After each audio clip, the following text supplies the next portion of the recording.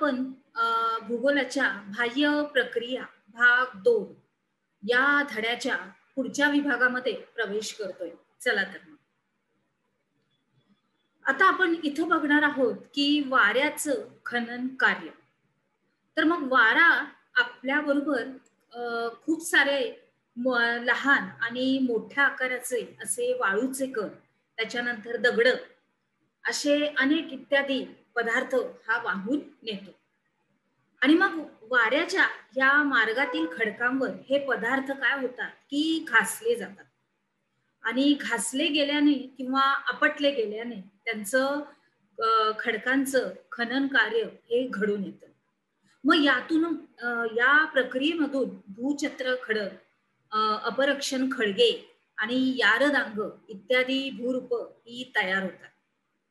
तसं आपण या चित्रामध्ये आपण बघत आहोत की यारदांग याचं आपण चित्र मी आपल्या उपक्रमात ठेवलेलं आहे. पुढे बघूया वाऱ्याचं संचयन कार्य कसं होतं. तर वाऱ्याबरोबर वाहणारे वाळूचे कण आणि निरनिराळ्या अशा आकारमानाचे असतात.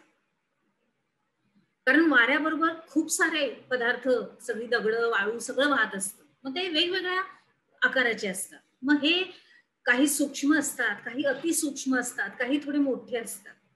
तर मग जे सूक्ष्म कण असतात ते दूरपर्यंत वाहून येतात आणि जे थोडेसे मोठ्या आकाराचे असतात ते त्यांचं तुलनेने ते दगड वाळू हे काहीच अंतरापर्यंत असं वाहून नेतात. आणि मग काय होतं, वाळवंटामध्ये किंवा कमी पावसाच्या प्रदेशामध्ये या वाळूचं संचयन तयार होतं. काय होतं? संचयन. आणि मग त्याच्यामधून काही वैशिष्ट्यपूर्ण अशी भूरूपांची निर्मिती होते. आपण बघतो इथं भूचक्र खडक दिसतंय बघा आपल्याला इथं, वालुकागिरी म्हणजे बारखान, असं काही काही वेगळं असं तयार होतं. वाळूच्या टेकड्या, बारखान, सैफ, उर्मीचिन्ह, लोएस मैदान इत्यादी ही भूरूप या वाऱ्याच्या संचयनातून निर्माण होतात. पुढे बघूया, सागरी किनारी प्रदेशामध्ये सागरी लाटा खनन, वहन आणि संचयनाचं कार्य ह्या करतात. मग हा वारा, भरती, ओहोटी यामुळं या सागर जलाची काय होते, हालचाल अशी होत असते.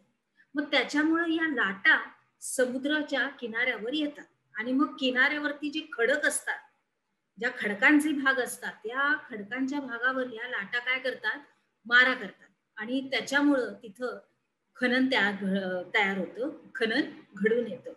आणि मग पुळणीसारख्या किनाऱ्याच्या या मोकळ्या भागामध्ये लाटांकडून संचयन केलं जातं. आणि मग ह्या मोकळ्या भागात जे लाटांचं संचयन केलं जातं ते अशा पद्धतीनं होतं. मग सागरी लाटांचं खनन कार्य.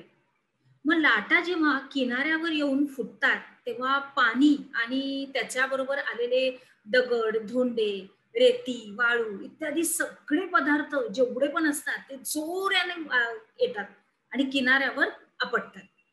मग त्याच्यामुळे काय होतं, तर किनाऱ्याची झीज होते आणि सागरी लाटांच्या दाविक आणि रासायनिक क्रियेमुळं सुद्धा किनाऱ्याची झीज होते.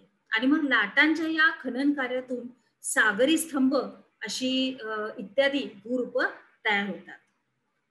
आपण त्याचं व्यवस्थित विस्तृतरित्या इथे चित्र पण बघत आहोत की सागरी किनाऱ्यातील भूरूप. तर मग सागरी कडा, सागरी कमान, सागरी स्तंभ, तरंग घर्षित मंच आणि सागरी गुहा हे सगळं आपल्याला इथं दिसतंय. पुढे बघूया सागरी लाटांचं संचयन कार्य.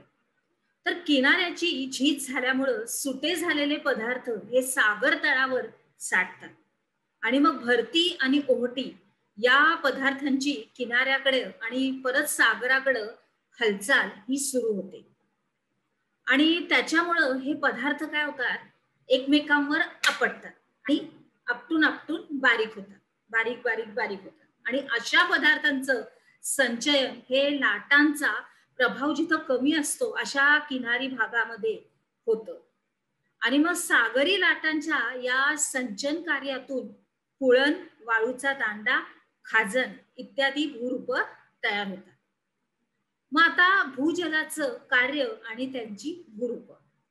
तर जमिनीत मुरलेलं हे पावसाचं पाणी सच्छिद्र खडकातून किंवा खडकातील भेगांमधून असं भूपृष्ठाखाली जातं.